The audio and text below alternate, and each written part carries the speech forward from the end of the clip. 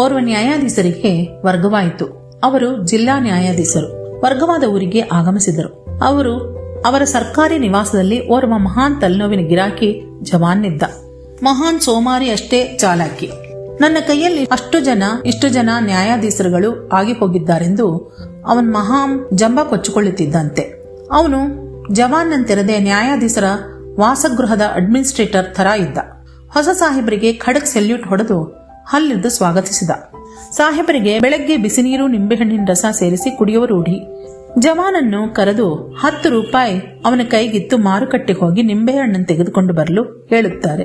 ಚಾಲಾಕಿ ಜವಾನ ಸಾಹೇಬರಿಗೆ ತಕ್ಷಣವೇ ಮಾರುತ್ತರ ನೀಡಿದ. ಸಾಹೇಬ್ರೆ, ಲಿಂಬೆಹಣ್ಣ ಹಂಗಂದ್ರೆ ಏನ್ರಿ ಸರ, ನಾವನ್ ನೋಡಿರ್ಲಿಲ್ರಿ ಅಂದುಬಿಟ್ಟ. ಸಾಹೇಬ್ರು ಇಂತಹ ಚಪ್ರಾಸಿ ಗಿರಾಕಿಗಳನ್ನು ತಮ್ಮ ಸರ್ವೀಸಿನೊಳಗೆ ಬಹಳ ಮಂದಿನ ನೋಡಿದ್ರು. ಅವ ಪಕ್ಕಾ ತಲಹರಟೆ ಅಂತ ಅವರಿಗೆ ಅರ್ಥವಾಯಿತು. ಸಾಹೇಬರು ಲುಂಗಿ ಹಾಕಿದ್ರು. ಅದೇ ಲುಂಗಿ ಮೇಲೆ ಅಂಗಿ ಧರಿಸಿ ಬಾಜಾರಕ್ಕೆ ಹೊರಡಲು ಸಿದ್ಧರಾಗಿ ಅವನಿಗೆ ಮನಿ ಬಾಗಿಲು ಹಾಕಲು ಹೇಳಿ ತನ್ನನ್ನು ಹಿಂಬಾಲಿಸು ಅಂತ ಹೇಳಿದ್ರು. ಸಾಹೇಬರು ಮುಂದೆ, ಇವ ಹಿಂದೆ ದಾರಿಯಲ್ಲಿ ಮಾತಿಲ್ಲ ಕತ್ತಿಲ್ಲ. ಸಾಹೇಬರಿಗೆ ಅವ ಮಾರುಕಟ್ಟೆ ದಾರಿ ತೋರಿಸ್ತಾ ನಡೆದ.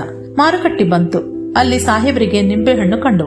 ಜವಾನನ್ನು ಕರೆದು, ಏ ನೋಡಪ್ಪ ಇಲ್ಲಿ, ಇವು ನಿಂಬೆಹಣ್ಣು ಅಂತ ತೋರಿಸಿದರು.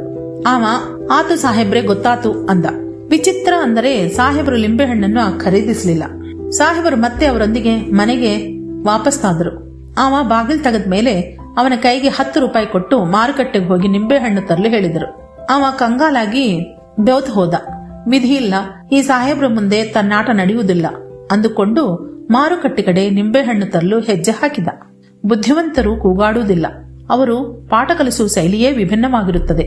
ಪರಿಪೂರ್ಣರಾದವರು ಕಲಿಸುವ ಪಾಠಗಳು ಬಹು ಅರ್ಥಪೂರ್ಣವಾಗಿರುತ್ತವೆ.